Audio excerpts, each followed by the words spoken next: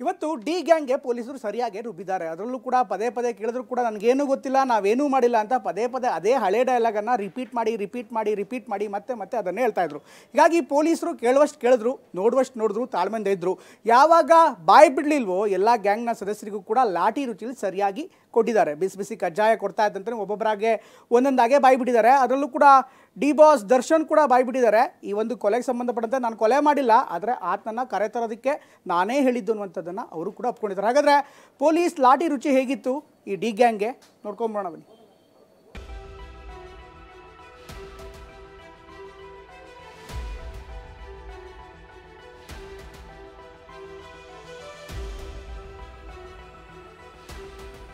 ಎಲ್ರೂ ಕಥೆ ಕಟ್ಟೋ ಪ್ಲಾನ್ ಮಾಡಿದ್ರು, ಸುಳ್ಳು ಹೇಳಿ ಬಚಾವ್ ಆಗ್ತೀನಿ ಅನ್ಕೊಂಡಿದ್ರು. ಆದ್ರೆ ಕೊಲೆಯಿಂದ ಬಚಾವ್ ಆಗೋಕೆ ಡಿ ಗ್ಯಾಂಗ್ ಮಾಡಿದ ಪ್ಲಾನ್ ಎಲ್ಲವೂ ಉಲ್ಟಾ ಹೊಡೆದಿದೆ ಕಣ್ರಿ. ಯಾವಾಗ ಆರೋಪಿಗಳೆಲ್ಲರೂ ಪೊಲೀಸ್ ಠಾಣೆ ಮೆಟ್ಟಿಲೇರಿದ್ರು ಎಲ್ರಿಗೂ ಭಯ ಹುಟ್ಟಿದೆ. ಪ್ರತ್ಯೇಕವಾಗಿ ವಿಚಾರಣೆ ವೇಳೆ ಒಬ್ಬೊಬ್ಬರು ಒಂದೊಂದು ರೀತಿ ಪುಂಖಾನುಪುಂಖವಾಗಿ ಹೇಳಿಕೆ ಕೊಟ್ಟಿದ್ದಾರೆ. ಆದ್ರೆ ಯಾವಾಗ ಡಿ ಗ್ಯಾಂಗ್ಗೆ ಪೊಲೀಸರು ತಮ್ಮದೇ ಸ್ಟೈಲ್ನಲ್ಲಿ ಬೆಂಡೆತ್ತೋಕೆ ಶುರು ಮಾಡ್ತೋ ನೋಡಿ, ನಟ ದರ್ಶನ್ ಅಂಡ್ ಗ್ಯಾಂಗ್ನ ಬಾಯಲ್ಲಿ ಸತ್ಯ ಒಂದೊಂದೇ ಮುತ್ತುಗಳಂತೆ ಉದುರೋಕೆ ಶುರುವಾಯಿತು. ರೇಣುಕಾಸ್ವಾಮಿ ಕೊಲೆ ಕೇಸ್ನಲ್ಲಿ ನಟ ದರ್ಶನ್ ಗ್ಯಾಂಗ್ನ ಅಸಲಿ ಮುಖ ಕೊನೆಗೂ ಬಯಲಾಗಿದೆ. ಮೊದಲು ಸುಳ್ಳುಗಳನ್ನು ಹೇಳ್ತಿದ್ದ ಗ್ಯಾಂಗ್ಗೆ ಪೊಲೀಸರು ಚೆನ್ನಾಗಿಯೇ ರುಬ್ಬಿದ್ದಾರೆ. ಮಿಕ್ಸಿಯಲ್ಲಿ ಯಾವ ರೀತಿ ರುಬ್ತೀವೋ ಅದೇ ರೀತಿ ರುಬ್ಬಿದಾಗ ಎಲ್ಲವನ್ನು ಬಾಯ್ಬಿಟ್ಟಿದ್ದಾರೆ. ಯಾರಿಗೆ ಯಾವ ವಿಐಪಿ ರೀತಿನೂ ಟ್ರೀಟ್ಮೆಂಟ್ ಕೊಟ್ಟಿಲ್ಲ. ಜೀವಮಾನದಲ್ಲಿ ಮುಟ್ಟಿಕೊಳ್ಳೋ ಹಾಗೆ ಸಖತ್ ಮಾಂಜಾ ಕೊಟ್ಟಿದ್ದಾರೆ. ಇನ್ಯಾವತ್ತೂ ಇಂಥ ಕ್ರೌರ್ಯಕ್ಕೆ ಮುಂದಾಗಬಾರದು, ಹಾಗೆ ಲಾಠಿ ರುಚಿ ತೋರಿಸಿದ್ದಾರೆ. ನಕ್ರ ಮಾಡ್ತಿದ್ದ ಡಿ ಗ್ಯಾಂಗ್ಗೆ ಪೊಲೀಸರು ಬೆವರಿಳಿಸಿದ್ದಾರೆ.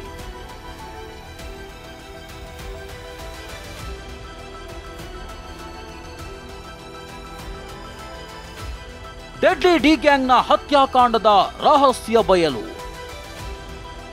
ಕೊಲೆಯ ಬಗ್ಗೆ ದರ್ಶನ್ ಪವಿತ್ರ ಶಾಕಿಂಗ್ ಮಾಹಿತಿ. ರೇಣುಕಾಸ್ವಾಮಿ ಮರ್ಡರ್ಗೆ ನಟ ದರ್ಶನ್ ಮತ್ತು ಗ್ಯಾಂಗ್ ಹಾಕಿದ ಸ್ಕೆಚ್ ಯಾವ ಸಿನಿಮಾಗೂ ಕಮ್ಮಿ ಇಲ್ಲ ಕಣ್ರಿ. ಥೇಟ್ ಸಿನಿಮಾ ಸ್ಟೈಲ್ನಲ್ಲಿ ಪ್ಲಾನ್ ಮಾಡ್ಕೊಂಡಿದ್ರು. ಒಬ್ಬೊಬ್ಬರದ್ದು ಒಂದೊಂದು ಪಾರ್ಟ್ ಥೇಟ್ ಸಿನಿಮಾ ರೀತಿಯೇ ತಮ್ಮ ಕ್ಯಾರೆಕ್ಟರ್ ನಿಭಾಯಿಸಿದ್ದಾರೆ. ಹಾಗಾದ್ರೆ ಪೊಲೀಸರ ಮುಂದೆ ಕೊಲೆ ರಹಸ್ಯದ ಬಗ್ಗೆ ಆರೋಪಿಗಳು ಬಿಚ್ಚಿಟ್ಟ ಸತ್ಯ ಏನು ಅನ್ನೋದನ್ನೇ ಎಳೆ ಎಳೆಯಾಗಿ ಹೇಳ್ತೀವಿ ನೋಡಿ. ರೇಣುಕಾಸ್ವಾಮಿಯ ಭೀಕರ ಕೊಲೆ, ಪವಿತ್ರ ಗೌಡ ಪಶ್ಚಾತ್ತಾಪ. ಪೊಲೀಸ್ ತನಿಖೆ ವೇಳೆ ಒಂದನೇ ಆರೋಪಿ ಪವಿತ್ರ ಗೌಡ ಬೆಚ್ಚಿ ಬೀಳಿಸೋ ಹೇಳಿಕೆ ನೀಡಿದ್ದಾಳೆ. ಅಸಲಿಗೆ ರೇಣುಕಾಸ್ವಾಮಿ ಅಶ್ಲೀಲ ಮೆಸೇಜ್ ವಿಚಾರ ದರ್ಶನ್ಗೆ ಗೊತ್ತಾಗಬಾರ್ದು ಅಂತ ಅನ್ಕೊಂಡಿದ್ಲಂತೆ. ಅವರೆಲ್ಲ ಕೊಲೆ ಮಾಡ್ತಾರೆ ಅನ್ನೋ ಕಲ್ಪನೆಯೇ ತನಗೆ ಇರಲಿಲ್ಲ ಅಂತ ಹೇಳ್ಕೊಂಡಿದ್ದಾಳೆ. ರೇಣುಕಾಸ್ವಾಮಿ ನನಗೆ ಮಾಡ್ತಿದ್ದ ಅಶ್ಲೀಲ ಫೋಟೋ ಮೆಸೇಜ್ಗಳನ್ನೆಲ್ಲ ಮನೆ ಕೆಲಸಕ್ಕಿದ್ದ ಪವನ್ಗೆ ಕಳಿಸಿದ್ದೆ. ನಾನು ಈ ವಿಚಾರ ದರ್ಶನ್ಗೆ ಯಾವುದೇ ಕಾರಣಕ್ಕೂ ಗೊತ್ತಾಗಬಾರ್ದು ಅಂತಾನೆ ಪವನ್ಗೆ ಹೇಳಿದ್ದೆ. ಒಂದ್ ವೇಳೆ ಇದು ದರ್ಶನ್ಗೆ ಗೊತ್ತಾಗಿದ್ರೆ ಅನಾಹುತ ಆಗಬಹುದು ಅಂತಾನು ಮೊದಲೇ ಹೇಳಿದ್ದೆ. ನನಗೆ ಅವರೆಲ್ಲರೂ ಕೊಲೆ ಮಾಡ್ತಾರೆ ಅಂತ ಸಣ್ಣದಾದ ಕಲ್ಪನೆಯೂ ಇರಲಿಲ್ಲ.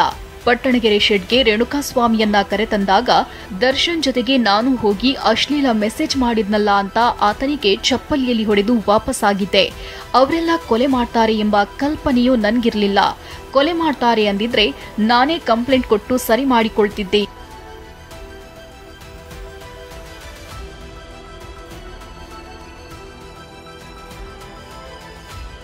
ರೇಣುಕಾಸ್ವಾಮಿಯನ್ನ ಬೆಂಗಳೂರಿಗೆ ಕರೆತರಲು ಹೇಳಿದ್ದೆ ದರ್ಶನ್.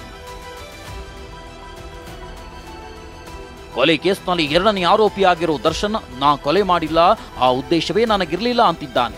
ಶೆಡ್ನಲ್ಲಿ ಇನ್ನೊಂದ್ಸಲ ಮೆಸೇಜ್ ಮಾಡಿದ್ರೆ ನಿನಗೆ ಗತಿ ಕಾಣಿಸ್ತೀನಿ ಅಂತ ದರ್ಶನ್ ರೇಣುಕಾಸ್ವಾಮಿಗೆ ವಾರ್ನ್ ಮಾಡಿದ್ದಂತೆ. ಪವಿತ್ರಗೆ ರೇಣುಕಾಸ್ವಾಮಿ ಅಶ್ಲೀಲ ಮೆಸೇಜ್ ಮಾಡಿರೋ ವಿಚಾರ ನನಗೆ ಪವಿತ್ರ ಮನೆ ಕೆಲಸದವನಾದ ಪವನ್ ಇಂದ ಗೊತ್ತಾಯಿತು. ಆಗ ಚಿತ್ರದುರ್ಗ ಅಭಿಮಾನಿ ಸಂಘದ ಅಧ್ಯಕ್ಷ ರಾಘವೇಂದ್ರನಿಗೆ ರೇಣುಕಾಸ್ವಾಮಿಯನ್ನ ಕರೆತರುವಂತೆ ನಾನೇ ಹೇಳಿದ್ದೆ. ಶನಿವಾರ ರೇಣುಕಾಸ್ವಾಮಿಯನ್ನ ಕರೆತಂದಾಗ ಪಟ್ಟಣಗೆರೆ ಶೆಡ್ನಲ್ಲಿ ನಾನೇ ಅವನನ್ನ ಭೇಟಿಯಾದೆ. ಇನ್ನೊಂದು ಸಲ ಪವಿತ್ರಗೆ ಅಶ್ಲೀಲ ಮೆಸೇಜ್ ಮಾಡಿದ್ರೆ ಸರಿ ಇರಲ್ಲ, ಇನ್ನೊಂದ್ಸಾರಿ ಹೀಗೆ ಮಾಡಿದ್ರೆ ಒಂದು ಗತಿ ಕಾಣಿಸ್ತೀನಿ ಅಂತ ರೇಣುಕಾಸ್ವಾಮಿಗೆ ವಾರ್ನ್ ಮಾಡಿದ್ದೆ. ಅಲ್ಲದೆ ದುಡ್ಡು ಕೊಟ್ಟು ಊಟ ಮಾಡಿಕೊಂಡು ಊರಿಗೆ ಹೋಗುವಂತ ರೇಣುಕಾಸ್ವಾಮಿಗೆ ನಾನು ಹೇಳಿದ್ದೆ. ಬಳಿಕ ಶೆಡ್ನಿಂದ ನಾನು ಹೊರಟು ಹೋದೆ. ನಾನು ರೇಣುಕಾಸ್ವಾಮಿಯ ಕೊಲೆಯನ್ನ ಮಾಡಿಲ್ಲ, ನನಗೂ ಈ ಕೊಲೆಗೂ ಯಾವುದೇ ಸಂಬಂಧ ಇಲ್ಲ.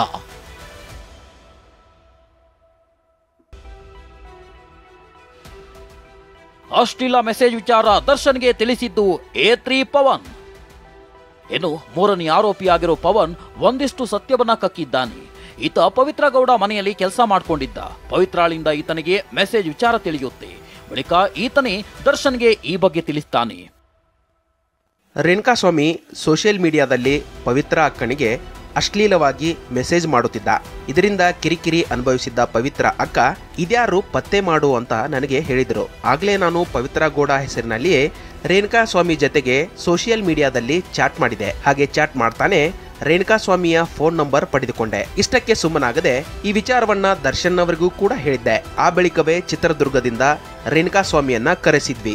ಶೆಡ್ನಲ್ಲಿ ಎಲ್ಲರೂ ಸೇರಿ ಆತನ ಮೇಲೆ ಹಲ್ಲೆ ನಡೆಸಿದ್ವಿ. ಆದ್ರೆ ಮೊದಲು ನಾವೆಲ್ಲರೂ ರೇಣುಕಾಸ್ವಾಮಿ ಮೂರ್ಛೆ ಹೋಗಿರಬಹುದು ಅಂತಾನೆ ಅಂದ್ಕೊಂಡಿದ್ದೆವು.